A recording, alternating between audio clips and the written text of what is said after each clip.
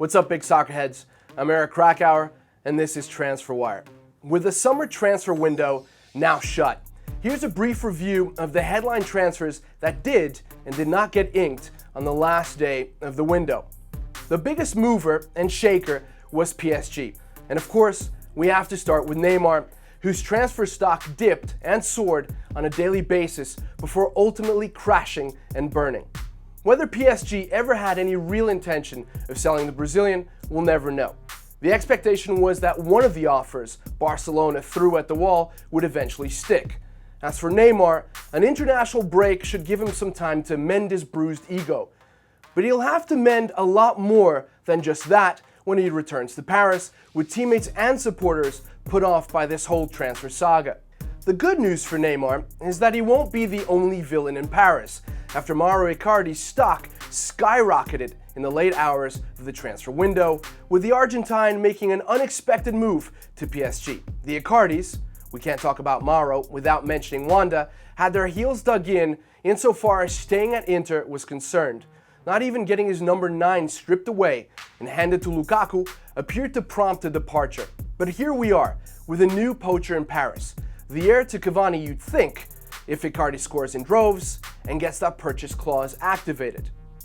Keylor Navas' departure stock also ended on a high, with the Costa Rican managing to push through a transfer to PSG, and with Alfonso Areola heading the other way to Madrid. The move is a happy ending for Navas, who was unquestionably one of the key figures in Real Madrid's recent European dominance. Might he be that final piece that sees PSG really challenge for that elusive Champions League trophy? Speaking of Madrid, much was promised about a transfer deadline splash at the Spanish capital. However, the sound we heard was the thud of disappointment. After weeks of a soaring Pogba to Real Madrid stock, the brutal reality is that the stock dipped, with a Florentino Perez not too keen on splashing the cash on the Frenchman. That leaves another Frenchman unfulfilled in the White House. There was time to activate Plan B, with much being made about Bruno Fernandes arriving from Sporting. But the stock dipped at the very end, despite representatives from both clubs shaking hands in Monaco. Pressure is mounting in Madrid, especially after the early season struggles. But hey, they have Gareth Bale. The stock was always high on Radamel Falcao leaving Monaco, and after some reluctance, the Colombian finally landed in Istanbul, clutching a red and yellow scarf and greeted by 25,000 fervent Galatasaray supporters. The Tiger is now in the Lion's Den, and with his new club pushing for a third straight title, expect to see Falcao's name hogging the score sheet. Chicharito should also be among the goals, his stock rising towards the end of the transfer window, and with Sevilla pulling the trigger on a move.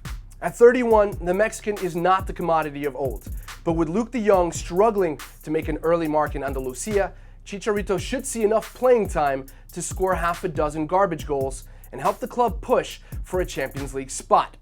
That is, if he stays away from those Cheetos. They tried to push him out, but despite the many reported suitors, particularly Antonio Conte's Inter, Barcelona never managed to offload even RAKITIC, whose stock rarely ticked upwards. The Croatian was intent on staying in Catalonia, but if he continues riding the pine, his tune could change, and a departure scheduled for January. Finally, and sticking with Barcelona, the stock was always high on RAFINHA, leaving the Blaugrana regardless of how well he started the campaign.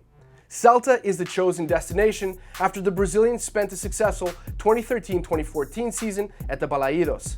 He'll link up with former Barca man Denis Suarez and Iago Aspas to form a pretty exciting offensive trio. Don't be surprised to see CELTA pushing for a top 4 spot. Well, that's it for all the summer madness, but we'll be back in December breaking down all the winter wheeling and dealing. Stay up to date with all of it by logging on to beinsports.com. Until next time.